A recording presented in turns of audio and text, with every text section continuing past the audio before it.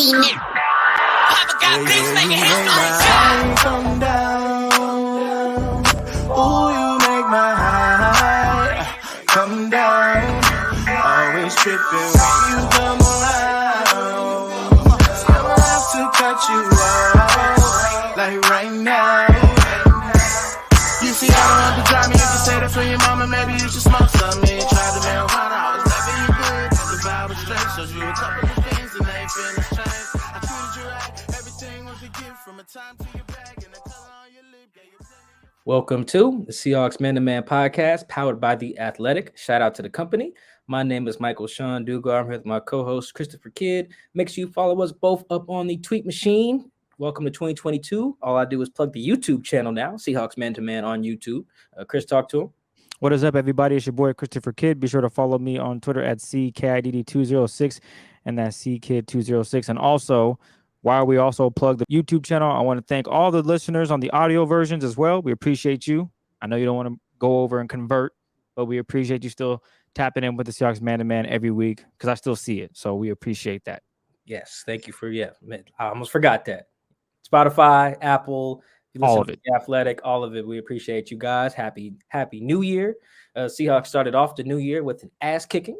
They, in their final home game at Lumen Field, beat up on the broken Detroit Lions 51-29. Seahawks are now 6-10 in this season. They have one more game left in the desert against the Arizona Cardinals next Sunday. I will be there, I believe. Should be an interesting game because it always is when the Seahawks play in the desert. As you guys know, we always like answering your guys' questions on the post-game show. This is no different. Last week, after the loss to the Bears, we dedicated the whole show to the questions you guys had because they were so good, and they basically encapsulated all the things we would have talked about if we had talked about the game. The games are inconsequential at this time just because, they ain't playing for nothing but each other and contracts and to avoid injury. So, with that said, we would like to run it back with you dedicating the entire show to addressing what you guys want to hear, because we are here for you, the people. And you guys asked great questions. Again, very good stuff, thought-provoking, couple ones that were kind of funny. So, Chris, let's do it. You know, that's my favorite part of the show. Let's jump into the questions. Week 2 of the mailbag Twitter questions. Yeah, that's basically what it's turned into, a mailbag based on the game, which I'm okay with because, the Lions stink. They're really bad. I Googled Tim Boyle during the game. I saw that tweet. I was dying. I was like, this man's ass. I have no idea how he got in the league. Tim Boyle, a quick tangent on Tim Boyle, the starting quarterback for the Lions, just playing in place of Jared Goff, who's hurt. Tim Boyle started at UConn. He's from Connecticut, balled out there. He was bad at UConn. He had like three coaches in as many years, 3 head coaches. He threw like 13 interceptions and threw 1 touchdown pass in 3 years in like 20 games or something like that. Just awful. Transfers to Eastern Kentucky, which I believe is FCS. I didn't bother to check, and I'm not going to check because it's Eastern Kentucky. Eastern Kentucky, he throws 13 interceptions again in 1 year and only throws 11 touchdowns. Averages like 4.5 yards an attempt or something like that. Just awful numbers. And then somehow it gets on the Packers after that. So I have no idea how this guy is in the league. That said, he made some throws on Sunday that I thought were cool. But pregame, I was like, who the hell is this guy? So that's how interesting the game was. The first mention of it is a guy named Tim Boyle, who is now not related to John Boyle, by the way. Make that not related to Seahawks digital beat writer John Boyle. Good Lord, he's got the best agent in the world, or this Tim Boyle guy is the ultimate gym rat, filling out all the white guy stereotypes because he is nowhere near it should be in the league with that resume. That said, all right, sorry, quick tangent. I thought that was hilarious because I'm sure most people watching the game are like, who the hell is this guy? I think it was fair. To your point, it had to do with the game. People were probably wondering the same thing you were. Who is this guy? It's probably safe to say he knew someone, maybe a scout that was like, hey man, I can get you on the team. Make a few throws, and you could be a third string quarterback at worst. Okay. If they came to me and said, Chris, you could be a gunner, I'd be like, sign me up. Just don't run out of bounds. I'll go do it. That's different though. Your resume. Anyway, I don't want to spend too much time on Tim Boyle. Let's jump into these Seahawks questions. Here we go. Will this game move the needle at all for what needs to happen in the offseason? This person is terrified they'll win next week against the Cardinals, and this will convince Jody to run it back another year. This is a good question. I don't think so. I don't think the individual games can do that. I don't think they can hold that much weight when there's not anything on the line. You know what I mean? Like even for better or worse. Like I don't think beating the Bears, or excuse me, losing to the Bears does that either, because I think it's about how the product looks. You know, I think the most important thing, and somebody tweeted this or texted to me, is probably, I think it was my cousin, shout out my cousin Demetrius. You know, Pete hasn't lost the guys clearly, and I think I said that when I say that because after like the Washington game or something like that. I think you're right. One of them games, I was just like, they're losing, but like it's clear Pete hasn't lost the room, and that's one of the things you weigh when you're looking at keeping your coach. Like those guys are fighting to the end, even in a meaningless game like this. They was balling. You know, they were depleted. They were playing. I don't know what is Michael Jackson, their 7th string corner. I had to Google him during the game. Yeah, he's my goodness. That Trey Flowers, DJ Reed, Sidney Jones, Trey Brown, Bless Austin, John Reed. Yeah. So it depends on how you want to do the depth chart.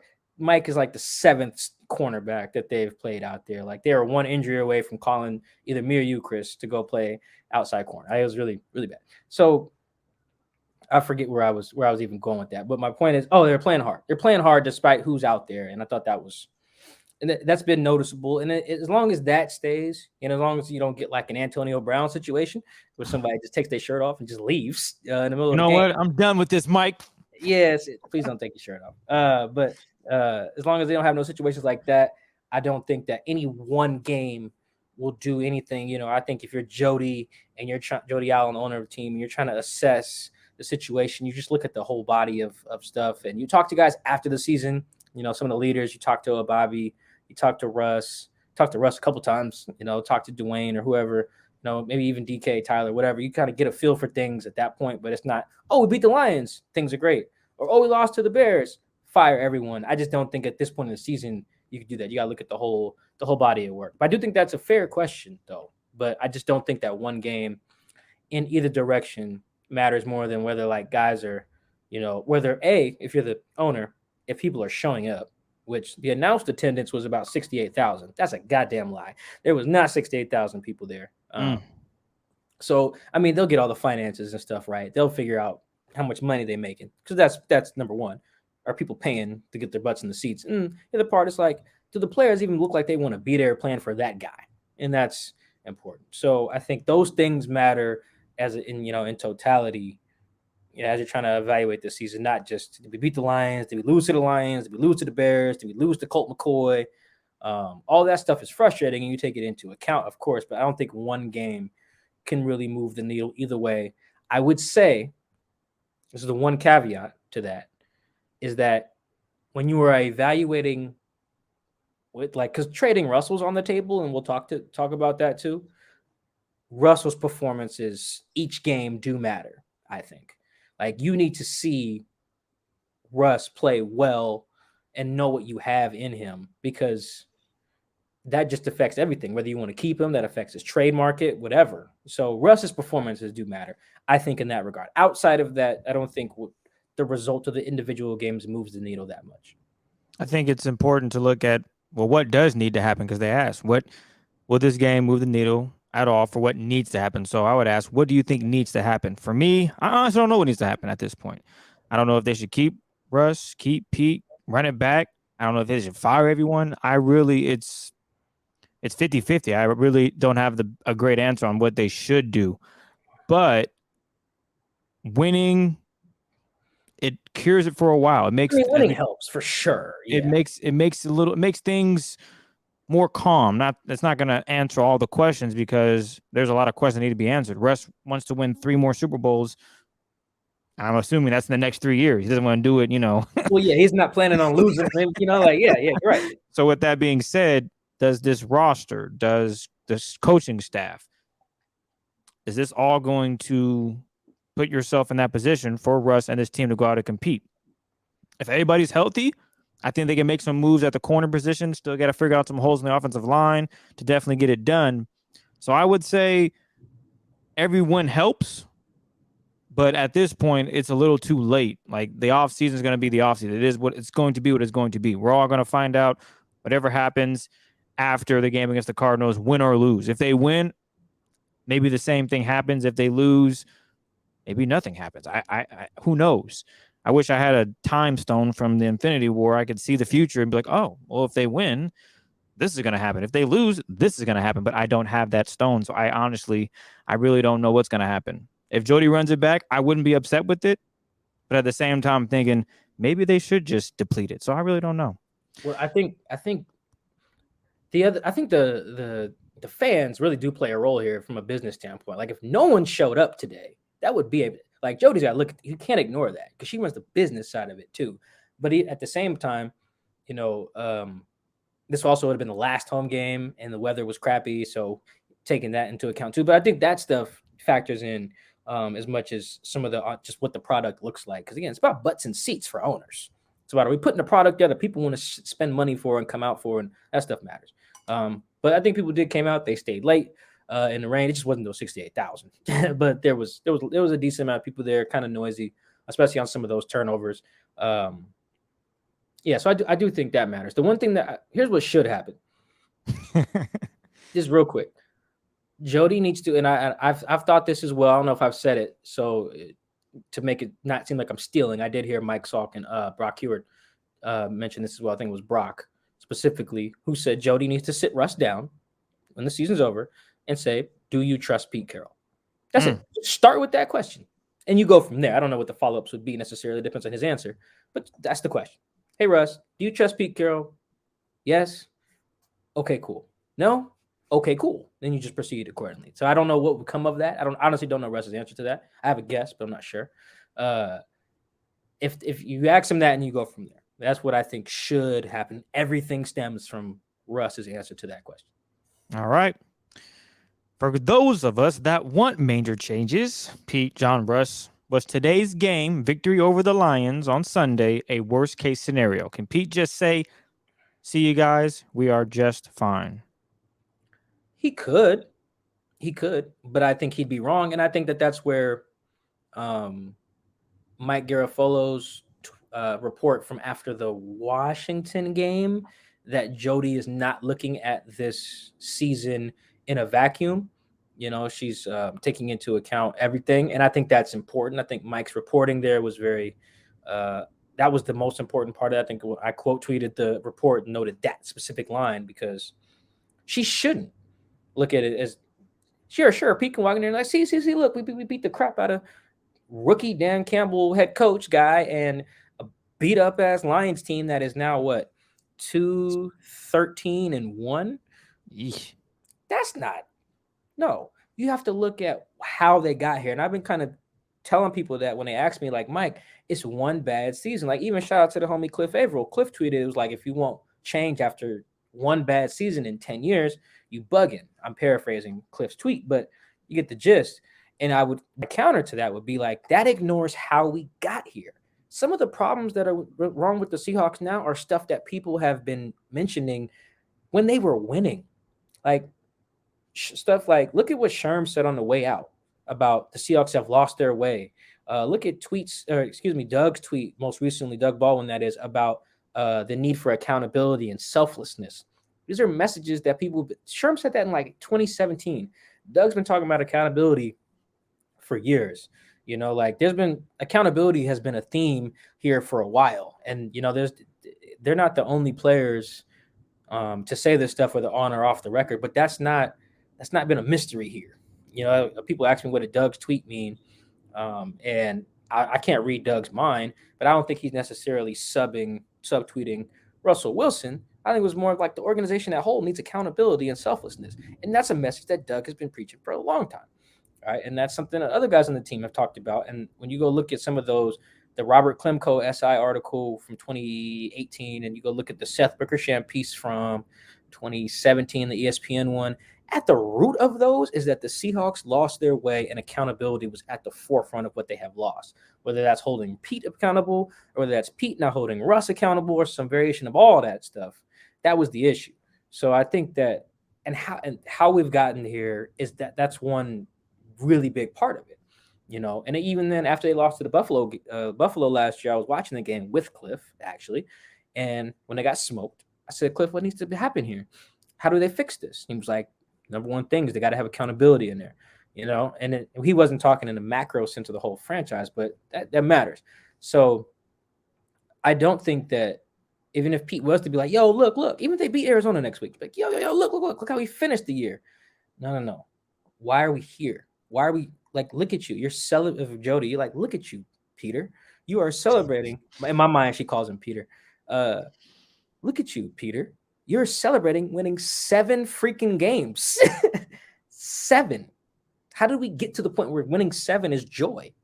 Right? Like that answer that question. And I would turn that right on his head if Pete was to say that to me after the year. Not to say he would, but you know, he's Mr. Optimist, so maybe he would. But I mean, he's not no fool. They won 9 games in 2017. He fired everybody.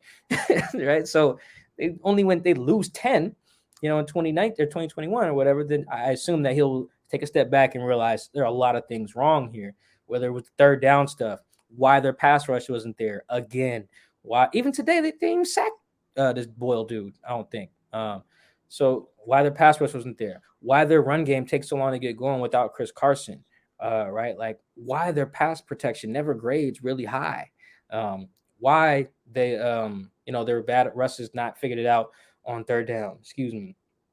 You know, there's a bunch of other stuff, you know, the aggressiveness on fourth downs or whatever. There's so many things, you know, why some of their draft picks don't pan out. You know, it just a bunch of stuff has led to here. You could start from the 2017 draft and work your way backwards as to why, or forward, whatever, to why they got here. So even if Pete was like, yo, look at what we did in January in our final 2 games, I'd be like, dude, let's look at the last like 4 years. You go up in here celebrating winning 7 games. Get the hell out of here with that. You one of the highest paid coaches in the NFL. We're trying to win championships, brother. You know, that's true. I think that's the counter to any claim that what happens in January should change how the offseason goes. How much of what we saw Sunday versus the Detroit Lions was Shane finally having full control of the offense, and how much was the fact that Detroit is just a bad team? And if you're Russ, would you be willing to stay if Waldron became head coach? To that last point, no. I don't think Russ likes Shane that much. I also think that'd be risky, man. Dude's never even been an OC, does that for 1 year, and then all of a sudden you make him the head coach. That'd be crazy talk, I think. But I tweeted about during the game that Shane was in full control, and I highlighted some very specific things. Like one sequence that really stood out was because if you watch the games and you watch the all 22, which is the footage that we get, you know, Chris and I watch every week, that you can see the whole field all times. And I usually tweet that out. You know, I watch some clips, tweet out my favorites. If you watch the designs, it's very clear that Shane is designing stuff for us to throw over the middle of the field. A lot of quick game, a lot of stick routes and slants and, you know, under hitches. Like he has quick game built in there. Same stuff Shoddy had, to be really honest. But you could tell it's in there. And there was a sequence today where it was like, whether Shane told him right before the series or whatever. I think Russ took a sack, or maybe it was a big loss on a run. It was like 2nd and 14. And then the next play was like a quick hitch to like Penny Hart for like 6 yards or something like that. And it was like 3rd and 9 after that. And then D. Eskridge catches like a quick out for like 7 yards. So now it's like 4th and 1 or something like that. My math's probably off. I'm sorry. But then Russ does a QB sneak on 4th and whatever in field goal range too, in the red zone, I believe. And then I think they end up scoring or whatever. But it was how decisive they got out of trouble, how decisively they got out of trouble. Because we've seen it before, Chris. 2nd and 14 turns into a draw play. Now it's 3rd and 16, and then they hand it off again, and it's like, boo, and then the crowd gets all pissed, right? And everyone's like, Pete Carroll sucks. This time it was like, no, we can get out of this. Watch this. All right, quick, right here. Penny Hart, boom. Okay, quick, right here.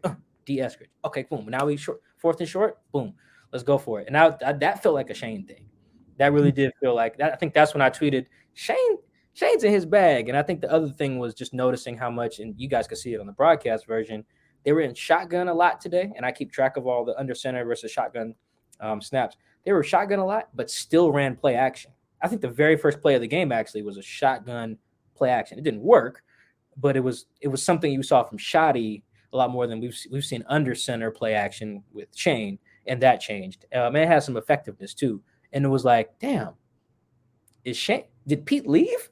I want to pull out the binocular. Like, is Pete even down there? Because this looked like some stuff Shane would have been waiting to do and finally was able to do it. I don't know if Pete just like backed off this week. I doubt it. But if he did, do that again next week. That was going to be my next point. I was going to say, if that is the case, you should allow Shane to run the offense. That is he's getting paid to do that. His one job is to make sure the offense does one thing, and that's score touchdowns. Which they did. How many touchdowns they had today? 6? A lot. They had 50 points. And they ran over 70 plays. This is Pete Carroll's this was a favorite game. You know, he was so amped up about what he saw on the field. They got the turnovers, they got the ball, they ran it, they were throwing it. DK was doing his thing. The game was what Pete Carroll. This is the game that Pete wanted. This is all he wants, to be honest. Everything was going his way. That's what head coach wouldn't, right? I think he would have wanted them to win on some goal line stand though, or something. I swear he. Oh, deep down. Yeah, deep down, he's like, damn, it'd have been nice to get like a strip sack to end the game. Like, what? The ugly wins. The ugly wins that we talked about last season when Pete was like, yeah, it was a great game. We in the mud, they were fighting, gritty. No, Pete, blow them out. They are just defeat them, crush them. The Seahawks did that against the Detroit Lions, but I agree with you on that. I wouldn't. Yeah, Shane Waldron as head coach, especially with we don't even know if he's really calling plays. Hell, he's calling the plays. Hang on, we don't know how much. We don't know his role. We know that he calls the plays.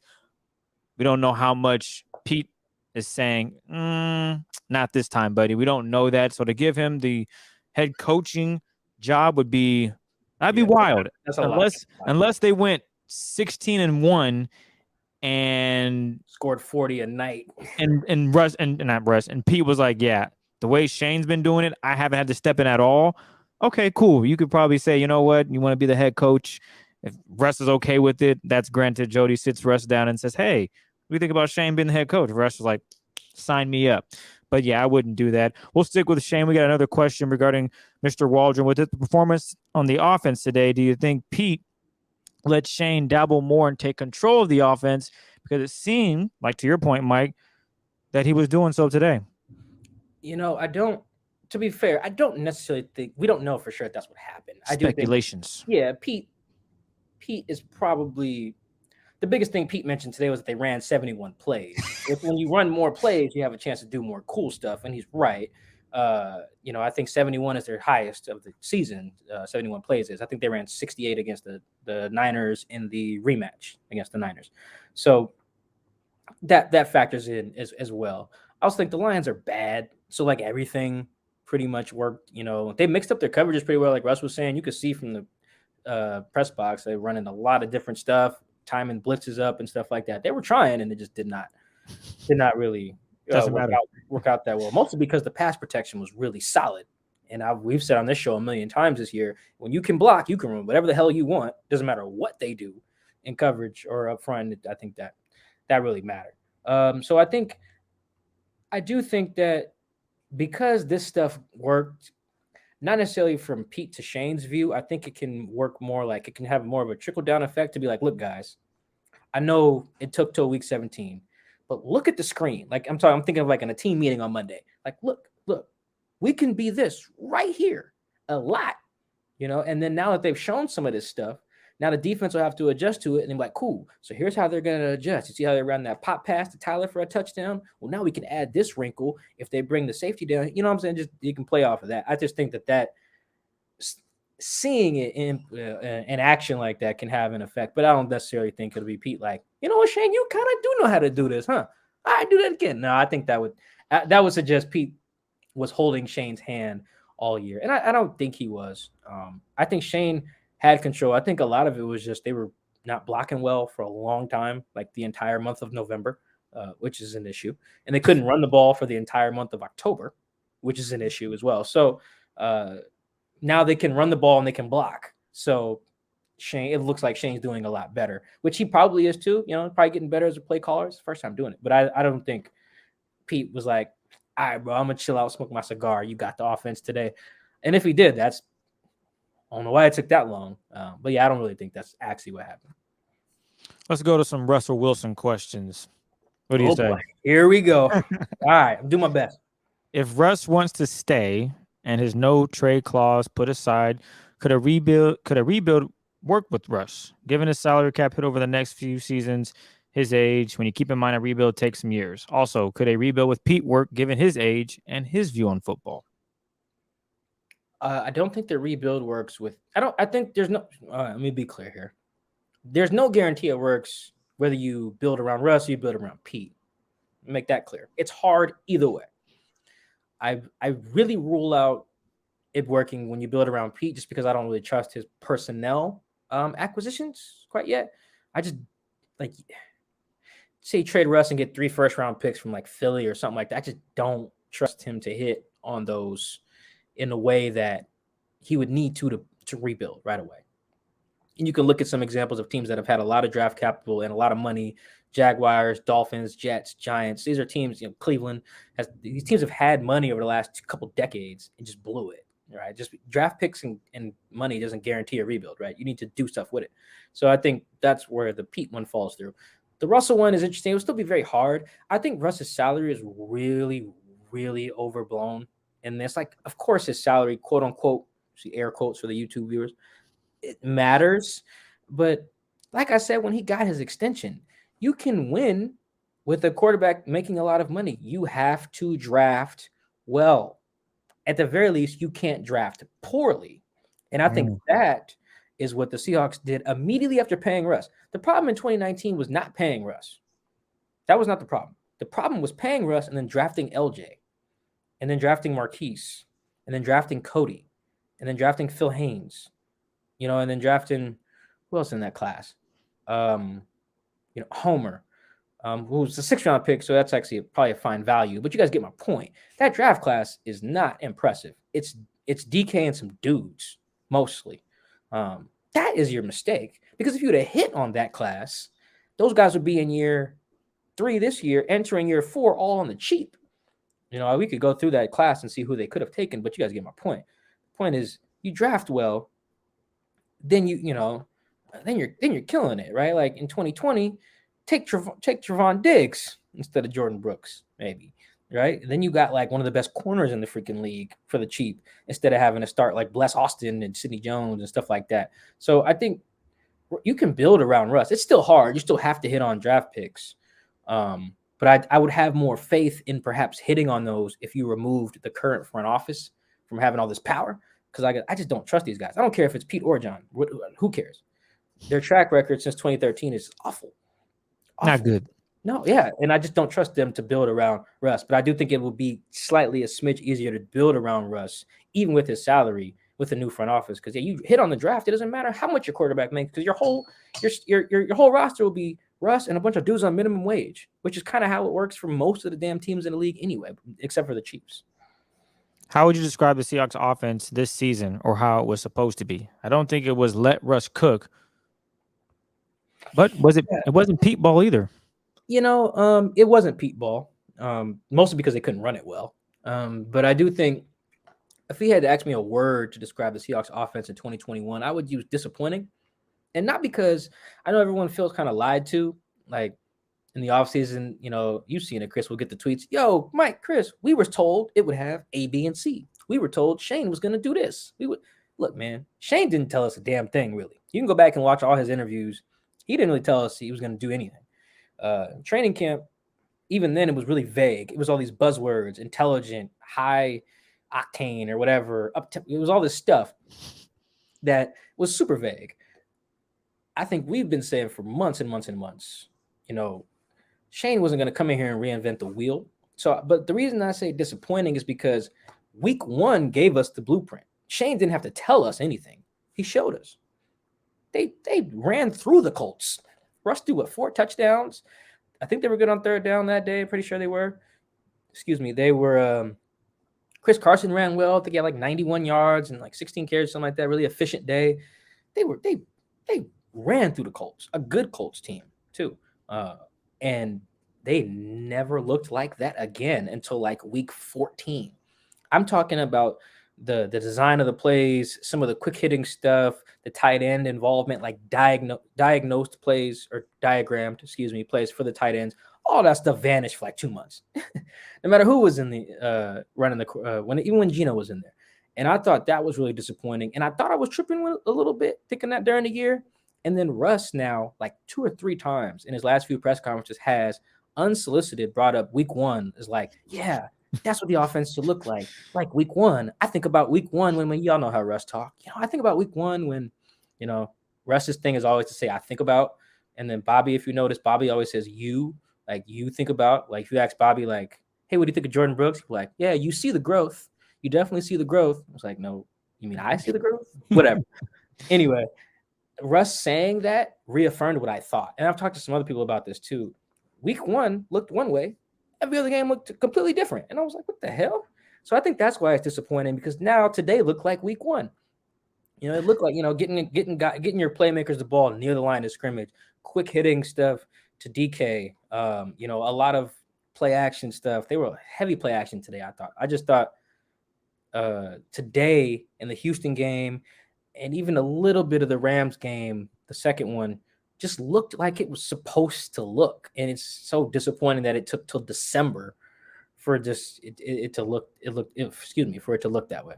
I would say this Seahawks offense this season has been mysterious. A lot of questions that I don't have answers for. We've talked about it multiple times when other teams face the Seahawks and how they attack and use their weapons. And then you look at the Seahawks and their weapons, and they don't get used in certain situations. Right. You have bubble screens to Travis Homer when you have DK Metcalf, D. Eskridge. Mind you, it's on third down. This was You're never going to let them live down that screen to Travis Hell Homer. No. Watch the film. Dallas? Was it both? You was pissed about one of them screens one week. It happens. I've seen the film, and I stop it and go, what are they thinking here? Are they thinking going to catch him off guard? Is that what they're thinking? We're going to catch him off guard with a screen to Travis Homer here on 3rd and 3. No, you're not. Use the weapons you got. It's not for real. No, I'm with you. I'll be there every game. You're right. So I would say it's a mystery because I sometimes I don't know what's going on. I'm watching the game live. I go back and rewatch the game, and I still don't have an answer. Maybe I should just start texting you more, and you might have some insight. I try to do it all alone, try to figure things out and come up with my own conclusions. But for the most part, it's been a mystery. It's been almost 13 weeks since we've seen, not including week 14, but they went on just a large gap. I get it. Russ got hurt. Everything got thrown off. But for the offense to look so abysmal and wondering why aren't certain guys getting the ball here? Why isn't DK flourishing like he should, especially when he is one of the best at his position where he's at in the league? To me, it's I wonder, like, damn, what is going on? Do they not feel comfortable with certain situations? Is it, I don't know. So hopefully everything gets figured out. That's all I got, really. Hopefully, we only got one game left, so. Well, I would say for the future, not in this next game against the Cardinals. It'd be nice to see DK have another game where he has a touchdown or more, and he gets targets, and they're using him, they're throwing it to him.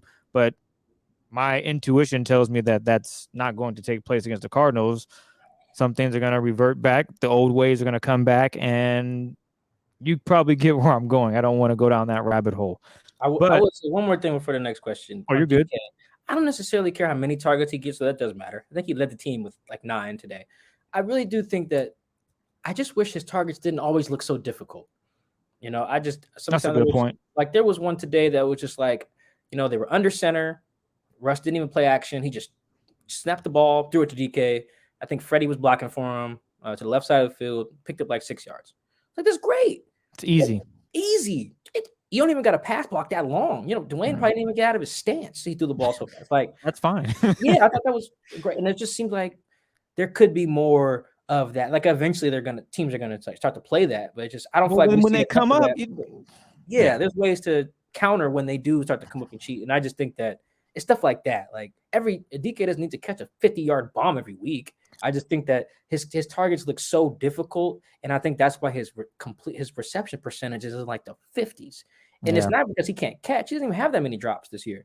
It's just that the opportunities. The degree of difficulty on some of his targets are just crazy. Whereas I think they could be a lot simpler, even if that sacrifices his air yards per target or whatever. Like, I don't care. Treat him like a slot receiver then, whatever. That's kind of the new thing anyway. It's not just having a big Terrell Owens size receiver on the outside and throwing 9 routes to him. Now all the damn best receivers are little shifty dudes anyway, because that's where the offenses are going. So that's my thing on DK. I just want to get that in there. To back up your point, I would say if you want to look at two players that do this perfectly, it'd be Aaron Rodgers and Davante Adams. Those two. Stafford and Kupp too. Yeah, there's a bunch of pairs, but I love watching Aaron Rodgers and Davante Adams because they just look at each other sometimes, and it's a back shoulder. I'm supposed to hand it off to Aaron Jones or AJ Dillon, but the guy's playing 9 yards off. I'm not going to give it to the running back, and Aaron Jones am I getting the ball? 7 yards there. Those are the things that Mike is referencing in regards to just making it easy. And maybe that comes along with the relationship between Russ and DK as they build this. Hopefully, again, Russ does return. That way they can do this following next season because it's a little too late now. But that is something Mike is referencing when he's talking about make it easy. Because Aaron Rodgers and Davante Adams make it look easy. I'm like, damn. I mean, today, if I'm not mistaken, Davante had 9 or 10 catches for $130 and a touchdown. And he had 12 targets. Just saying, guys. Just saying. That's every week that he looks like that, too. Yeah, he does it week in and week out. Does Waldron deserve to be back next season, whether Russ is in Seattle or not? That's a good question. I don't know how long I want to go on Shane, but, that's tough. Sure. I mean, it's not a bad. He's fine. I thought I'm probably going to do a review of both coordinators after the year. So probably I'll dive into both of them a little later, but I think both Ken and Shane had some good things about their systems, had some bad things about their systems. I think overall Shane was fine. In that stretch when Russ wasn't playing well, I don't think there's two things at play. Russ wasn't playing well and making some simple throws, but I do think there could have been some easier stuff built in when Russ clearly didn't have it. And I think that's a fair critique of Shane. And I thought that they were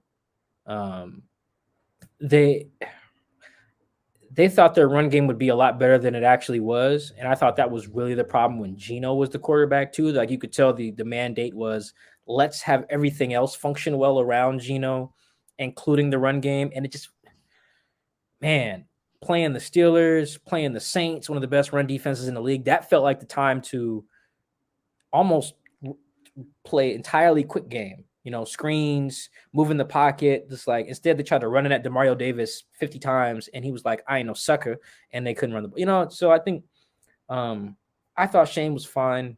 Seattle's offense is still going to finish above average for the year, probably in DVOA and EPA per play, so I'm not too critical of him, but I think they could probably upgrade there, I think, but we'll see. There's so many questions to be answered before we get to that.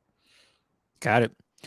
With the Schefter report saying this is likely the end of the Pete Carroll era, who are potential candidates for the job that would fit Russ's style of being that efficient play action downfield quarterback? Man, Adam Schefter's lucky I couldn't sleep Saturday night, and I was up at 4 a.m. Pacific time when he dropped that report. I can't believe he dropped that. Adam, come on, man. You going to drop a report about Seattle at 4 in the morning? I can't believe that was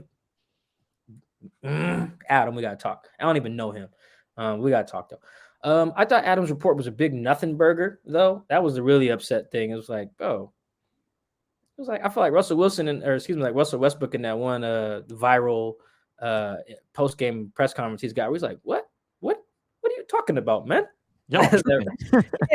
He said some other stuff I can't say on the pod, but I was like, Adam, what is this? You woke me up at 4 a.m. for you to say that Schneider might trade Russ, but then he might not.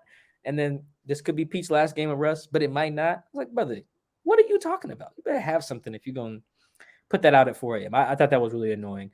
I don't think we should read too much into that. I think everyone is just grasping at straws right now, man. The Jason Lockenfor report, the Russ is not going to sign an extension. Well, duh. Who thought that? That was October 26th, I think. I just don't think that we got to read into any. I think the only thing that was noteworthy, honestly, of all this Russ speculation stuff, was the Jordan Schultz report that Russ would waive his no trade clause for Denver, the Giants, and who's the third team? The Those Saints. are the Saints. Yeah. Yeah. Russ shot it down. Kind of. He said, I didn't say that. And was like, you didn't say what? Like, I don't know.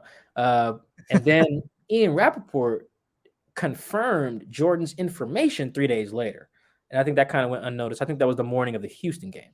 So that is important. That means that if we have a new list of teams, those are the three of, however many teams are on there. So I do think that was kind of the interesting reporting.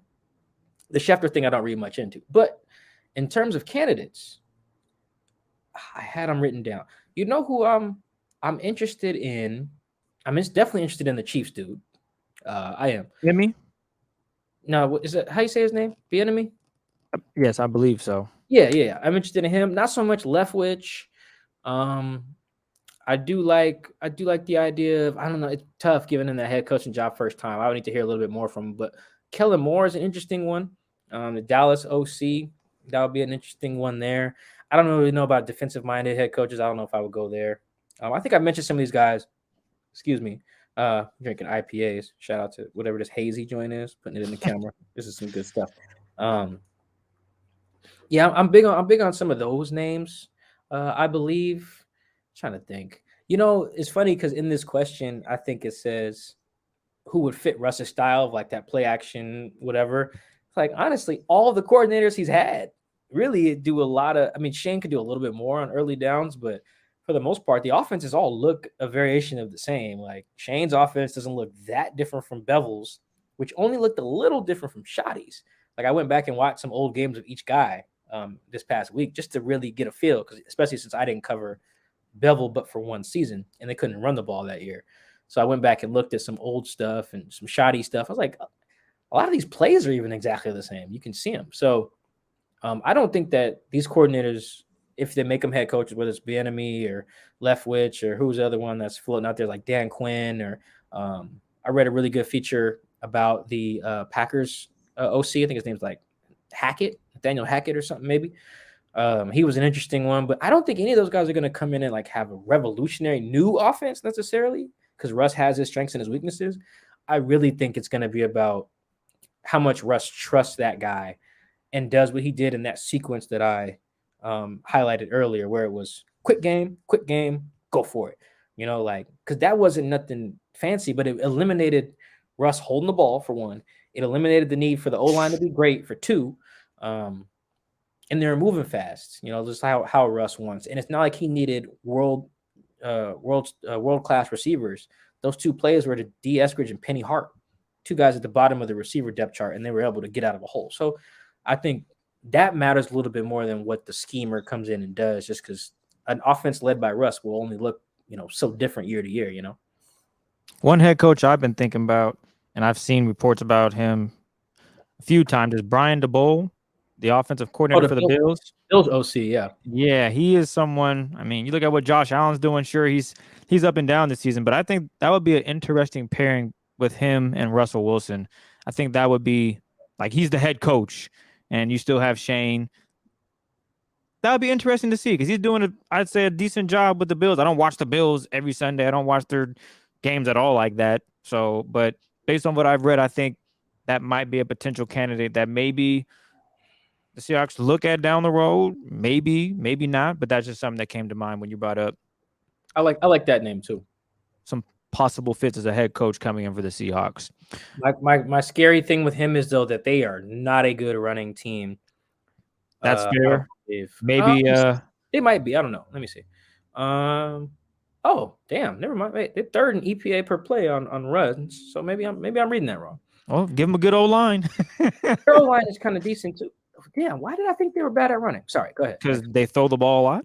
They do throw the ball a ton, and I think they're one of those teams that needed to realize real quick, hey, they're trading us with these two high shells. We better be able to run to beat teams. I didn't think they were. I'm checking some other numbers, but you can go ahead and read the next question. Does this game put an end to the Russ versus DK rift, or do you see something there still? Yeah, I don't think there was a. All right, Chris, I'm about to go on a little bit of a tangent, if that's okay. Do your thing. It won't be too long, I promise. Actually, I don't promise that. Yeah, just do your thing, man. Yeah, the Bills aren't that high in rushing DVOA, so that's a. Well, maybe they are, maybe they are. I can't find it right now. But okay, so two things. Oh yeah, they're like average. The Bills are. So one thing with DK and Russ, I don't think there was ever a rift. I think we got to be really careful, and we mostly, I mean, fans too, but mostly, I mean, media. Whether you're calling the game or you're a writer, radio, TV, whatever, you gotta be really careful inferring what someone is thinking on the sideline or after a game or on the field. You just never really know unless you can text them or call their agent or a parent or whatever or hear from a teammate. I just think you got to be really careful with that. Um, be careful how you describe how someone is feeling. You know, um, excuse me. You just never know. I mean, sometimes it's obvious, like Antonio Brown today, but like we've seen even with this team, with Sherm be mad about stuff or like, um, Bobby fired up or Doug Baldwin fired up or DK or Duane Brown or just whatever, just you got to just be careful with that. And I say that to say like DK is a very emotional guy.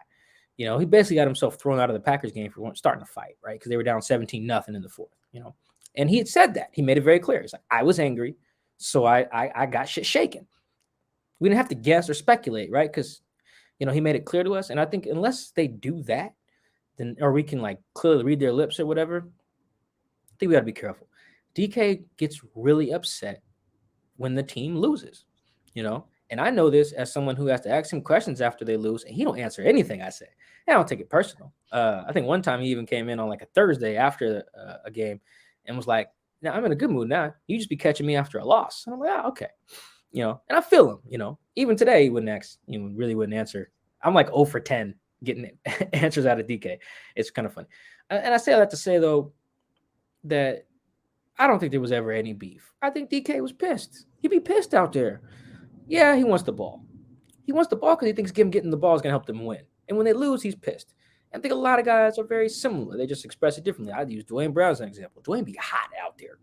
When Russ gets a sack, go find number 76. You can tell how pissed he be, whether he's pissed at himself or a teammate or Russ. We don't know. And I never write or say that definitively unless I can ask Duane, right? So I think be really careful doing that. And I think we in the media play a really big role in building those narratives. And I think we've done a disservice over the years to some of these players and had to, correct ourselves, or the players tweeted about it, or whatever it may be. I think the Trey Flowers after the Vikings game was a really good example, man. The way some of his tweets, not his tweets, the way some of his quotes got put out there after the game and out of context stuff, or, I thought that was really unfair to Trey, and even Bobby called us out for it a few days later, and that's the same thing with, this is a long-winded way of saying I don't think there is a rift between the two of them.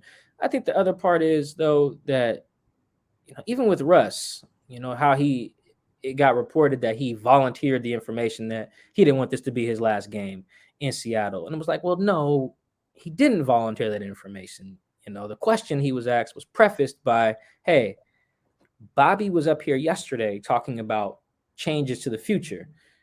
What changes do you want to see? And then Russ heard that, and within his answer was like, well, you guys asked Bobby. He said it. Russ was like, you guys asked Bobby about his last game or whatever. I hope this is not my last game. That's not called volunteering the information. He had a prompt. He was given a prompt. And even then later in that same press conference, he clarifies and says, yo, I was replying to what you guys asked Bobby. That's why I said the hope it's not my last game thing. Like he said it in that same Zoom call. And it's like, Rush just brought it up out the blue. It's creating this thing. Irresponsible stuff. It builds a narrative, right? And you gotta stop doing that. Whether it's where a player's upset about something specific, you can just say a guy's upset. You don't have to say what he's upset about, or infer any other things based on a sideline tantrum or whatever, So I just think we gotta be more careful with that. Whether that says the broadcasters on TV or the TV people, locally or radio or the writers or whoever, I think we all just gotta be really careful when we do that. And when we live tweet stuff or write stuff, it's nice to include the question, include the full response, tweet out the full response if you want, tweet out the full clip with the question. I think all that stuff really matters, because I think whoever asked that question is not like wrong to think that there was a rift, because it got portrayed that way, and it shouldn't have, because we don't have enough information to suggest that there actually is a beef between those two. For all we know, DK is just pissed that they're losing. And well summarized. Yeah. Not getting the ball, teams losing. It happens. Let's go to another player. Let's look at Rashaad Penny. We got a few questions about the Penny. We did get a lot of Penny questions. Is this the Rashaad Penny fans were expecting before injuries? A lot of talks on how Adrian Peterson has unlocked him. Any idea on how that? And the last part, do you think he just needed the RB1 role and confidence? Okay, there's a lot there. Short version of the back half of that, he definitely needed the running back one role. And we talked about that on the show, probably in the preseason, I think, that this whole come in and just hit home runs was never going to be Rashaad's thing. He needs to be worked into He was a starter. Now, and I mean, this game was probably not the best example, because he had, I don't know what, 80 yards on his first 8 carries. So he clearly can come in and get hot. But I just think that randomly throwing him in the second quarter after Chris Carson's already had 9 carries or something like that, it's just not the way to do that. So I never thought that, So yes, I do think he needed to just be the guy for a little bit. Excuse me. The other part of that, so I'm going to be the Debbie Downer here. I'm sorry. I really don't like the Adrian Peterson came in and now Rashaad Penny runs better type of thing. That's not true. Rashaad has said it out his mouth. Who am I telling him to lie? That's true. Sounds like, according to Rashaad, when AP showed up, he saw his work ethic. He picked his brain, because he's also blown his knee out. And he picked up some stuff, and he's been better for it. That's fine. But I think we're attributing, or maybe we're not attributing too much. I just think the idea that this 50-year-old running back, even though he's really great, comes in here 50, and you in year 4, this is when you kind of pick your game up in week 14 or whatever. I just don't like. If that is the case, I don't think that's the good look that we're writing about this to be. I think it's kind of interesting, but I don't necessarily think it's wow, this is Hollywood script type stuff. Adrian Peterson comes in, and then this first round pick who's had all these injuries just figures it out. I was man, I don't know, man. You shouldn't need Adrian showing up in week 14 to figure it out in the 4th year of your career. That's just me. I think that honestly, the thing that feels like it really had the impact on Rashaad was he said it twice now. He said Chris Carson would tell him, make the first hit. Don't wait till they hit you. Lower your shoulder and you hit them. They're not going to want to tackle you no more. And he said Chris would tell him that every day. And he finally started listening. And he said after, I think it was the Houston game or whatever game it was, he was sometimes I forget that I'm 230 pounds. And then when he remembered that, he started running harder like he did against the Rams. I think that was the Rams in the rematch, that is. I think that is, they shouldn't take you 4 years to realize how much you weigh either. But I do think, seriously, these are, and this, I'm not trying to fault Rashaad. These are his honest. He's being very honest with us about what's going through his mind and kind of why his career hasn't gone the way he wanted to. That's fine. I just don't think that that's good, that it took those specific things, that's a long time as a first round pick to really realize who you are as a player. And it's not like he came in like Rasheem Green or Earl Thomas when they get drafted. They were 20 years old. So they really didn't know their body quite yet. I don't know. I just don't think that it's true and it's interesting, but I don't necessarily think that that's that good of a thing. I think it's more concerning that it took that long. You know what I mean? I hate to be the Debbie Downer there, but dude, you're in year 4 in the NFL. You've been in the league for 4 years, so I just think, yeah, I just don't like how that is coming off necessarily. But I do think Rashaad's killing it, man. Aside from all that, it is really good to see Rashaad killing it. I do think people have asked me whether he's ran himself into a new contract. I think so. I think this is all. You want to talk about 1 or 2 games making a difference? Pete Carroll is seeing these last few games and is sign me up for more years of. Oh my God, I would almost guarantee that if Rashaad goes over 100 yards again against the Cardinals, he will have a contract in his locker or in his seat on the airplane back home. because that's how much Pete Carroll's been waiting for Rashaad to run like this. Rashaad, hold on. Can I look this up? Do I got time to look this up? Yep.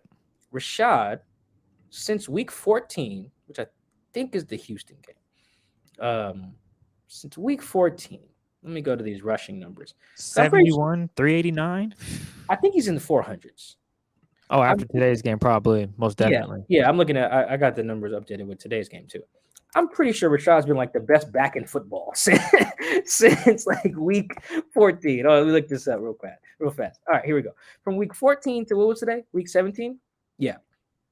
Rashaad Penny, 69 carries, nice, 481 yards, averaging 6.9 yards a pop. Good Lord. That 481 leads the league in that span.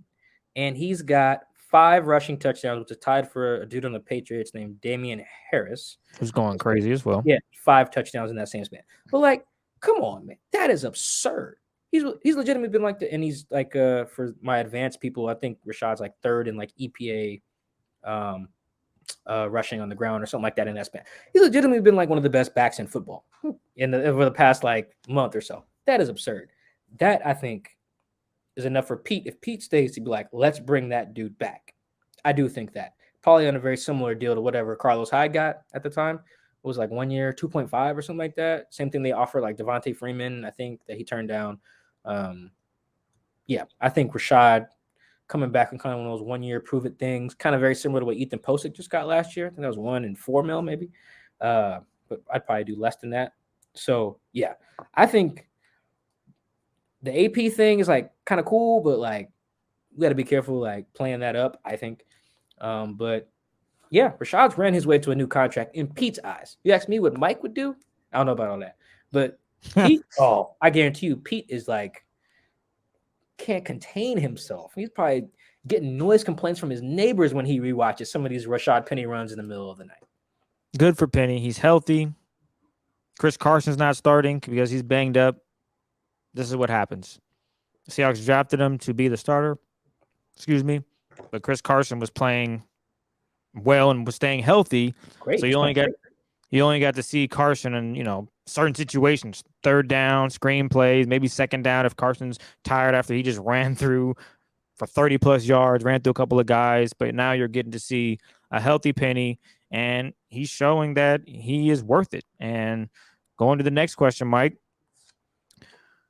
would you be willing to let go of Carson due to his injury record, give Penny a new deal, few years, and then maybe look to draft or get a free agent second back to have a dual threat? Okay. I need to make sure I'm very clear in the hats that I'm wearing when I answer this question. Because I like Rashaad. I actually had a really big feature ready on him his rookie year. And then he got hurt. I still have a lot of those notes. It was actually going to be really good. Maybe I'll still write it. But I like Rashaad. I'm recovering his brother, Elijah, in Idaho. It was great. I actually like Chris, too, man. Chris, really good dude. Thank you, man. Chris Carson, I mean, of course. Hey. I know, I get you. But I do think, all right, that's me, Mike. All right, cool. That's me, Mike, the writer. Mike, the GM, I ain't paying nobody. No running back. I wouldn't have gave Chris that deal. I ain't re-signing Rashaad. I might even get rid of DJ Dallas. I'm going to go and draft a bunch of I'm going to find a bunch of undrafted dudes. Because remember, this class of draftees in particular, it's going to be much bigger than normal classes because a lot of guys got to come back to school without losing a year this past college season. So instead of 1,600 draft eligible guys or whatever, there might be like 2,200, which will mean there's a lot more talent in theory and a lot more depth. So I would probably I'll probably keep Chris, on the deal he's on. I have to see how his neck recovers. But yeah, I draft a running back. I'd probably sign one in free agency. I would revamp the whole room probably because I'm just not paying these big deals for anybody, to be honest. Unless you're honestly, I don't know, man. I've said on this show a million times, I'd draft a guy, run him into the ground. This sounds so bad. I would draft a guy, run him into the ground, and draft the next dude from Bama, man. It's like you sure your last name's not Jones? You gonna treat him like my guy what they did to what's his name? Murray, ran him to the ground. And, they gave Marco Murray 500 carries a year. He won the rushing title, and they shipped his ass off and never signed him. And he went to, I think, Tennessee or something like that, and had a good year, I think. But yeah, I would probably do that all the time. You know, I wouldn't have gave Zeke that deal, Kamara, McCaffrey, Dalvin, Joe Mixon. I wouldn't have paid none of those guys. Remember, that's Mike the GM talking. That's just the business. But yeah, I wouldn't have done any of that. So no, I probably wouldn't re-sign any of the guys they have. And I'd probably get rid of some guys. I would just change the whole room, to be honest. New year, new Mike. Get a bunch of young dudes, spend a bunch of money up front, and then it won't matter who our backs is for the most part. Yeah, that's a tough one because they both have had injury problems. So I would definitely lean on keeping both of them and then drafting another guy. That's what I would end up doing. And maybe just cutting a player or two. Because I do like what Carson brings, his physicality. I do like Rashaad Penny. The 1-2 punch is kind of what Pete wanted, but unfortunately, guys don't stay healthy. So that never really panned out, and you really just run one guy into the ground, then he gets hurt. Now I rely on another guy. Kind of had that situation this season, but Penny's actually healthy now these past, 4 or 5 games, and you're seeing his progress and what he's able to do with this offense. With that being said, I would definitely try to keep Carson and Penny, draft a guy, maybe cut 1 or 2 guys, and keep those 2 guys, and then draft some young stud and have him come in here and join the gang. And hopefully, draft a dude. I'll start Josh Johnson next year. I'm sorry, man. I just don't think from a business. Look at the guys who have gotten these contracts. Look at who Minnesota has had to start. Look at who Cleveland has had to start. They paid Kareem and Nick Chubb, and they've had to start dudes off the scrap heap. The Titans. Look at the McCaffrey was healthy his whole rookie deal. He gets an extension. Chuba Hubbard starting more games than him, or Chubb, however you say his name. You guys get my point. It just doesn't work. It's just tough. Zeke gets his deal. Tony Pollard's just as good, behind the same O-line. So I just think that there's so many examples of it backfiring that I would just go to the extreme and just draft the next guy from Bama or Wisconsin every year. That's it. And you're dead ass. That's the best. No, I'm not joking. That's like not a joke. I'm like, oh, let me see that draft class. Let's start with Alabama. Okay. Oh, okay. I'll go with Alabama, Wisconsin, Ohio State, and just repeat Clemson. Maybe don't matter. Let's look at the entire team with some players here. $25.7 million left over. From what? Salary cap increase, 25.7. And the Hawks salary cap's going to be like $208 million or something like that. And the Hawks have some left over for this season. So who's back next year? Yes or no on these guys? Brown, Diggs, Penny, Wag. Well, my notepad here. Oh, hang on. I'll start over again. So we got Duane Brown, that is. So is this yes or no's on these? Yes or no? Are they back? 76. No. Diggs. 6. That's tough. No, if it's a new deal. Yes, if he gets tagged. I do think he's a tag candidate. What if Russ leaves? I'm just throwing that in there. I don't think that one matters. Rashaad Penny. Yes, if Pete's there. Bobby Wag. Oh man. I haven't got anything definitive on that. I checked in on Bobby's knee for what it's worth. So far I've heard that he's gonna be okay. But with $20 million cap hit, I would say if Pete's gone, no. I think that a new regime would come in and want to say, hey, we're going to restructure this deal. Kind of like Carlos Dunlap this last offseason. Like, hey, we're going to cut you and then sign you to something a little better for us. And I don't know how Bobby would respond to that.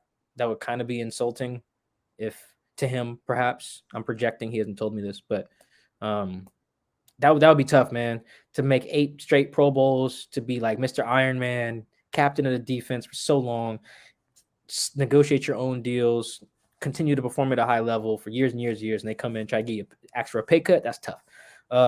So my guess is if a new regime comes in, no, because that could be an ugly negotiation. All right, who else we got? Will Diss. 89. He has a heel bruise. As long as that's not like like quietly, like an Achilles or something like that, I'd say Will's back. DJ Reed. Yeah, I'm gonna say yeah. I'm gonna say yeah to Reed. And your favorite, drum roll, Myers. Jason Myers? Correct. Is he up for a new deal? Well, let's just look it up. If Pete's here, probably. I guess. you say if Pete's here, sure. I know he really has the utmost confidence in Jason. That's probably fine, but he was not. After the 2022 season, he is a unrestricted free agent in 2023. So he is under contract until next year. So technically, he will be with the team. Oh, he's got a $5 million cap hit. No, I think. Oh, you save $4 million though if you cut him. I'd say yeah. On JMI. All right. And that's all of them. I will say no on Brown, no on Diggs, yes on Penny, yes on Wagner, yes on Dissly, yes on Reed, yes on Myers. All right, so we're kind of on the same. We're kind of on the same page with those for the most part. Hopefully, everything goes well in the offseason, right? Yeah, hopefully. Let's go with some more offseason thoughts here. Is center one of the biggest positions to fill? Yeah, man. Ooh, I'm not gonna spend a lot of time on this, but man, I think that I really hope that people don't. There are a lot of people who wanted Creed Humphrey in real time. Like that is not a. Oh, look, D got hurt, and then Creed went on to be one of the best linemen in the league. Hindsight type of view. No. There were people, I think us included, at least I know I mocked in one of my mock drafts, I had them taking Creed Humphrey. There are a lot of people who on draft day were like, yo, take Creed, take him. I forget what school he went to, Oklahoma maybe? Or was it the Landon Dickerson kid? Either way, there was a lot of people who were like, take Oklahoma Sooner. Mm-hmm. Oklahoma, okay. It was like, take Humphrey. We need a center. They were actually kind of happy. Like, if you think like in the offseason, there wasn't that much beef on the O-line aside from that position. It was Duane's cool. Damian Lewis is a hit. Gabe Jackson traded for him. That was cool. Shell was fine in 2020. So bring him back. Just keep him healthy. It was just, let's find a new center instead of Posick. And they drafted D. It didn't take Creed. Now Creed's one of the best centers in football. So I think you can't make that mistake again. You have to invest in the position. I know one of my free agent things, I had them signing that Corey Linsley dude on a deal that would have had his cap hit on like $4.5 million this year or something like that, and then ballooning this year with the salary cap going up. So yes, you gotta look, man. Look, you gotta fix that position. It's one of the more important ones up front. I would say it probably goes left tackle, right tackle, center. You could probably go left tackle, center, right tackle, and then the two guard spots. Like center is really important. And if you don't think so, go look in the middle of the line on every third down. And you'll be like, we need to get Russ some help there. Or whoever the quarterback is. Doesn't matter if it's Russ. But yes, that is definitely one of the they should consider themselves in the need for 3 starters up front. A left tackle, a right tackle, and a center, which sucks because that's going to be really expensive. Really expensive. Do you think the Seahawks will spend money this offseason on big-time free agents? Because the Seahawks hardly ever do. If they have their the same front office, no. I don't think this will get them to change. Excuse me. Just because I just think they're kind of lazy with it. Not lazy, sorry. Bad word. I just think that that's just not their bag, and they're never going to change on that. And you know what? To some extent, paying big money in free agency usually means overspending on an above-average player, and that happens. But sometimes you have to do that if your team stinks, right? And sometimes that happens. I think the Patriots this last year are probably the best example. The Patriots usually don't go out here and break the bank for dudes like that when Belichick's running the show. You know what? Cam Newton was throwing the scrubs all 2020. So Belichick was like, you know what we're going to do? We're going to get some guys. Here's Kendrick Bourne. Here's Jonnu Smith. Here's Hunter Henry. I think they paid someone else. It was like Aguilar or something like that. Like they were like, look, we ain't going to run back Jacoby Myers as wide receiver 1 and to kill Harry and stuff. We ain't going to do that, right? And I do think that you can make the argument Seattle needs to do something very similar. But I just don't think that that's in Pete and John's type of mindset. They'd rather make some trades, try to hit. They got 6 draft picks, maybe try to land some more, hit on some depth pieces, rely on some of the dudes they already have in the contract. Phil Haynes type cats. I don't know, Jake Curran, rookie deal type of guys. I think that would be their thing. I don't think you're going to see them make a splash unless they trade Russ and need a quarterback. That is where I think the change would be. Maybe there's an exception if there's a left tackle on the market. I haven't checked the left tackle market to know for sure if there's going to be any notable guys out there that would be available. But yeah, I just don't see them spending money again. I don't think this regime is going to just flip that switch even after either a 6-11 season or a 7-10 season. I just don't think that's in their mindset. There's been a few former Hawks players, Marshawn and Cam Chancellor, openly stating they'd like to come work with the Hawks next season. Seeing the impact AP has had in the running back room, you think we see any of them on the coaching staff? Okay, so I wanted to talk about this. And shout out to the dude at Hawk Blogger, I forget his name. He's like Brian something. He had a good thread about kind of reading the tea leaves on all of the hubbub about the future. I wouldn't take it the step he did, and maybe I can tweet his thread or something like that. But I don't think that the endorsements are as strong as people think in terms of Pete's favor from the former players.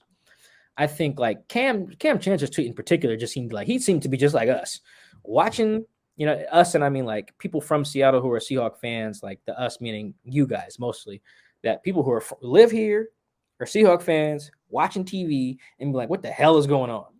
Cam just happens to be able to just tweet that and say, hey, I want to talk to Jody, right? That's fine. But I don't think that was like a endorsement of like Pete or saying like Cam wants to work for the team or be an advisor. I don't know. I think that really he would want to sit Jody down and be like, bro, what's going on? What's up? And that's a good start. Yeah, like what's going on? Like what's happening? This is not the franchise that I know and love. That's probably what he would say.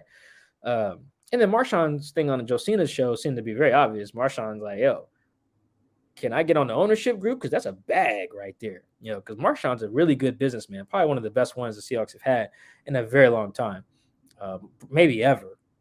So I didn't read too much into the idea of like those guys want to be on the staff or something like that. And I think the Hawk Blogger thread, which was really good. I just think that I think the inferences of who people were inferring who was supporting who and why they were saying it. I don't feel as strongly about some of those. Not necessarily I disagree with them. Like I do think Cam would probably ride for Pete if he had to choose, and maybe Marshawn would too, and Matt Hasselbeck would too, perhaps. But I don't know how much new information that brings us. I don't know how instructive that is about the future. I don't even know if Jody views what's about to happen as a do I choose Pete or choose Russ thing. Like I said earlier in the show, you got to sit Russ down first and go, hey, Russ, do you trust Pete? Because if the answer is no, then you have a civil war there. But I don't even think that the outside voices matter that much in that regard, because that's where I think Doug's kind of public statement was the most important, that it was like the whole organization needs selflessness and accountability. It's not just Russ. It's not just Pete. It's not just John. It's everybody in the goddamn building.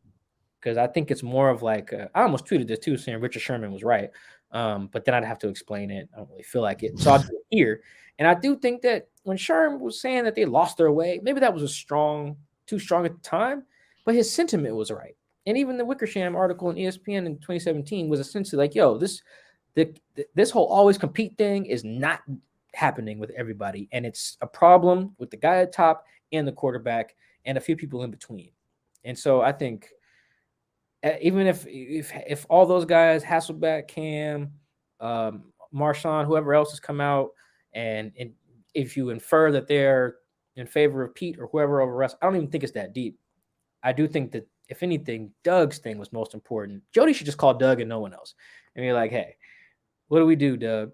How do we hold these guys more accountable? And maybe that leads to them getting rid of everybody. May not be the best thing. I'm not sure. But I think it's not quite yet a full-on civil war in the building where you have to like round up all the people who are Team Russ and then round up all the people who are Team Pete and then have them meet in the parking lot and fight. I don't think you got to do that. That'd be fun. My money's on whatever team Marshawn's on, for what it's worth. But I don't think it's at that point quite yet. Even if it was, I don't think those voices should sway her one way or the other. It really is. Quarterback's the most important position on the field. You start with him and you work backwards. I think everything else is just noise. Why does so much of the press discussion of the Seahawks offseason fail to mention Russell Wilson no trade clause? With 2 years on his deal, it gives him a ton of leverage. Yeah, and I think we should make the title of this this podcast today Russ's final home game in Seattle with like a question mark or something along those lines. Just because I really don't I don't think there's too much to read into some of Russ's press conferences after games or during the week because he's so politically correct. He's a walking press release, right? So he's very rarely gonna like goof up and say something bad or definitive or whatever you want or something spicy. What he doesn't say sometimes is relevant though. And I think after the game today was very important. Russ keeps saying, asked about like whether he wants to be here. He keeps saying, I hope so, I hope so, I hope so. And that's fine for everybody else on the team, but they don't have no trade clauses. Russ does. Russ doesn't have to hope. Russ doesn't have to hope that he stays here. Brother, they can't get rid of you. I guess in theory they could cut him, I guess. But they're not, come on, they're not stupid. They're going to cut Russ, right? So you'd have to trade him to get rid of him. So it's like they can't trade you unless you say so. So you don't have to hope anything. You don't have to wish anything. And that's why I mentioned that to him after the press conference. It was the last question of the press conference. You guys want to go hear it after the game on Sunday. I was like, you control the situation. So do you expect to be back? I'm basically asking, are you going to request a trade? I didn't want to word it that way. And he said, I hope so. And then that was just the end of the presser. And I was like, I was in the elevator going back to my seat. Like, am I asking the homie was in the elevator with me. I'm like, am I asking the wrong question? Am I reading this wrong? Because he controls his fate. And I wrote that today too. He doesn't have to hope. So the fact that he keeps leaving it open for interpretation like that, I think is the most notable thing that's happened all year. If you're trying to just isolate Russ's words, I really think it's the fact that the one guy who doesn't have to hope keeps saying he hopes. What you hoping for? Say, hey, I don't want to trade. I want to be here. Damn that trade stuff. I'm a Seahawk for life. I ain't going nowhere. He'd be like, okay, that's it. This is only a thing because of this kind of open-ended answers he's kind of given. So I think we got a question about like, do I think Russ stays or does Russ want to stay? I don't know. I can't read the man's mind, but I do think that, to kind of jump ahead those questions, the fact that he won't say definitively is noteworthy. Bro, just say it. Stop saying you hope you'll be here for 20 years or whatever. They can't trade you unless you say trade me. So and these leaks and these things would not be like, remember, he didn't leak like through some back channels the trade list. His agent told that to Adam freaking Schefter. That's about as on the record as you're gonna get. So he's clearly thought about it. He narrowed it down to 4 that got some thought. So I just think of all the things that have happened with Russ, and we're trying to guess whether he wants to stay or what he wants. Him not definitively saying that he's not going nowhere, something he controls, that's as noteworthy as we're going to get from this guy on the record, I think. Any initial thoughts on Cody Barton's play with Wagner potentially leaving? His development seems important. Yeah, I asked Cody about does he think he should be does he expect to be a starter in year 3, or did he expect that? And he was like, yeah. But, I'm not, and it's okay. It was like training camp, I think. I thought that was really important, man. Like, Cody was, the 88th pick in the 2019 draft? Like, that's a high enough pick that we should expect something out of you. I think Damian Lewis was up there around there. Frank Clark was in the 60s, I think. Tyler might have been as well. DK was in the 60s. Shaq was in the 90s. I think, like, that's basically what I'm saying is, that's top 100. I want a starter out of you. And so to not get that is pretty upsetting. I'm pretty sure it's upsetting for Cody as well. I don't know how Cody played. I think for the most part, I think Cody and Jordan, I think Jordan right now is a better player, but I think they're both pretty similar in that one thing they can do is run and hit. Like, that was probably pretty evident from the jump, and even the games that Cody's played in before, he can run and hit. That's why he's so good on special teams. He can run and he can hit. He's strong and he likes his violence, and that's fine. But I do think that in today's game, there's so much pressure on underneath coverage. Today, one play that stood out for actually two plays, one for Jordan, one in for Cody. One for Cody was like he was supposed to carry the Amon-Ra dude up the over route or whatever it was. He's supposed to turn and run off a play action. He didn't. He ran too late. Dude's wide open for like 20-something yards or something like that. It's a play you have to make in this league to be a linebacker. You can't just run and hit. You got covered. And then I think Jordan is who gave up the touchdown to Amon-Ra or whatever. He just runs right into Jordan at the top of the route in the end zone. Breaks outside, yeah. Yeah, it's wide open, on like third down or something like that. It's just like that's the play. Linebackers have to make those type of plays now. You can't just run and hit because it doesn't matter if you tackle for loss on first down and then tackle for no gain on second down if you give up a 13-yard pass on 3rd and 10, right? This doesn't matter. You can run and hit all you want. You're going to be on the field forever, which has pretty much been Seahawks defense this year. So I think I have to rewatch the game to really know something on Cody, but that stands out with both of them and all the linebackers they've had. They can all run and hit, but there's more to that. And I think that's where Bobby has been head and shoulders above a lot of these guys for over years and years and years, and KJ as well. So I think I said this on the last pod, maybe 2 pods ago. If they were to get rid of Bobby in favor of starting Cody, I think that's really dangerous. And I don't think I would do that. Actually, I know I would not do that, actually. You gave examples as to why you wouldn't. They gave up touchdowns. And that was Jordan's case. It's great that, for example, the defense as a whole has been playing pretty good, right? Yeah, they don't give up no points. Today, they decided to give a lot of points. We get it. There's injuries. Everybody's banged up. But they get really sticky in the goal line situation. It's really hard to score in the Seahawks in the red zone. They can march 99 yards. If they don't score a touchdown and they get 3, not bad. All right? And the Seahawks have been doing that pretty much throughout the season. They don't give up touchdowns a lot. They've been pretty good at they're going to give up yards, but when they get to the red zone, you're not getting in the end zone. Give up a lot of yards. A lot of yards. And back to Cody Barton's play. I thought you mentioned that he was flying around and hitting folks. That's what he's good at. But he still needs to develop being more than that, being a guy that can, I know this ball is going here. This is where I need to be to make a play, pass deflection, or just making a big play and knocking some guy's helmet off. And he did have a PBU today, right? Did he have a pass breakup? I don't remember off top. I remember. I think he did. Like I think it's route recognition, like you said, like recognizing this is coming, and that's going to come with it. For Jordan too, I think that's some of it too. And Jordan's getting better at it. Like look at the screens, for example. Like he struggled with it the first few weeks. Now he's just like, bam, he's there. He knows. He's realizing, something's opening up. Screen's coming. Let me go attack it. And that's going to come with repetitions. Unfortunately, with Cody Barton, that is, he's been playing behind an elite linebacker. So he was never going to get that opportunity unless he was A, better than Bobby, and B, Bobby goes down with injury. And that's what we saw. And maybe Bobby sits out in the final week. That is another opportunity for Cody to show I can be the next guy, especially if the Seahawks are like, damn, do we really want to pay Bobby this much money? Because those conversations are being had. Bobby with his presser talking about, hey, I understand if I'm not here next year, it's a possibility, but I'm in the now. I'm playing for the guys next to me, X, Y, and Z. That's where they're at with it. So I'll go back and look at Cody and see what he did really well, see what he needs to work on. It'll be interesting to watch the All-22 when I get it. What actually clicked for the offensive line to destroy the Lions? Or are they just that bad? I think the Lions are just bad. Quietly, I think the O-line's been playing really well since about the Niner game. I want to say they've been holding up. I thought they were good against Houston. I thought they were pretty good against the Rams.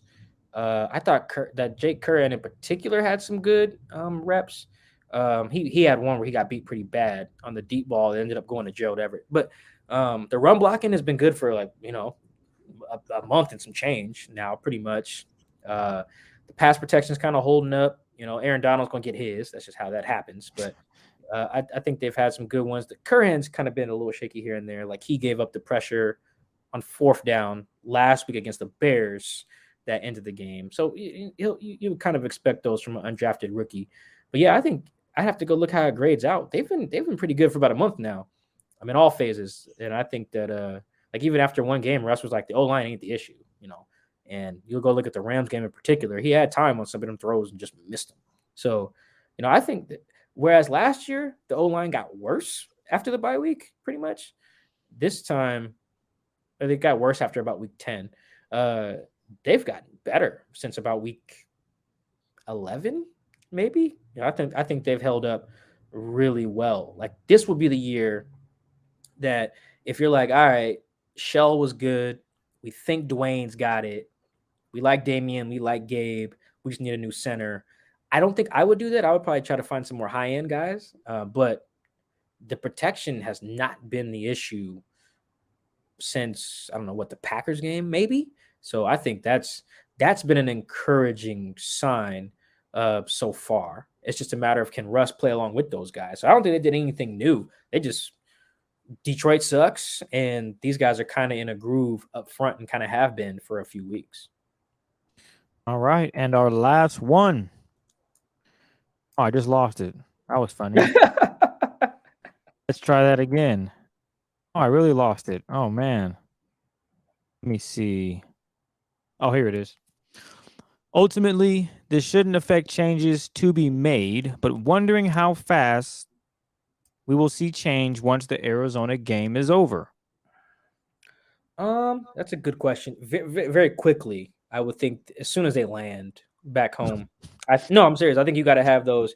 Like, I mean, especially if let's just say they just get. I mean, I said earlier that one game won't matter, but they get wrecked out there for sure. It's like as soon as you land, like, all right, my office now. Jody to Pete and John and everybody.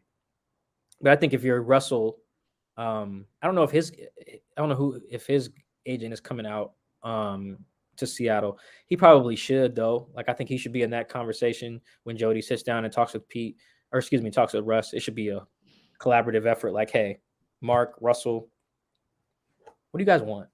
What do you guys want? I think that should happen Monday morning. Honestly, after the Arizona game, I really should. There's no reason to delay that, right? Because so much of everything that happens after that, you know, like, do you fire Pete right after that convo? What do you do? You fire John? Do you tell everybody, hey, we're about to trade Russ? I don't know what you do. So, if there's going to be change, it should happen Monday morning. Hell, maybe Sunday night. You know, depending on if Russ wants to have the talk or whatever. So I think, that has to happen relatively quickly. We have one about Jody and the money, right? Dead money? Yes. I want to close on that. Can we close on that? I missed that one. Yep. Yeah. So that one was, it was like, why would Jody pay Pete and John's money after firing them? That's what that one was, right? Correct. We talked about that off wax. Yes. Yes. Because I thought that was a fair question. Because I don't know how much John makes. I'm assuming he's probably one of the highest paid GMs in the league. Pete, I believe, was one of the highest paid coaches, probably I think second to Belichick, maybe. And that's a lot of money if you were to fire both of them or one of them. If you have to pay them if they're not working for you, which people don't like to do. Two things about that. Fair. One, Jody's a billionaire. Don't think that matters that much. Does it matter? Sure. That much? Like, I got to keep Pete. I can't afford to pay him. Yes, you can. That's not going to be the reason that it's make or break, in my opinion. It matters, but not to the extent that it would be whether you make the decision based off that. Same thing with John. The second thing I would say about that is I'm very curious on how that would work contractually. Let's say you do get rid of John or Pete and then they get new jobs, right? Do they have language in their contracts that'll say, all right, you fired Pete, then he gets picked up by the Broncos, right? Because they fire Vic Fangio or whatever. And they're like, all right, here, Pete, here's $8 million a year to be the coach of the Broncos.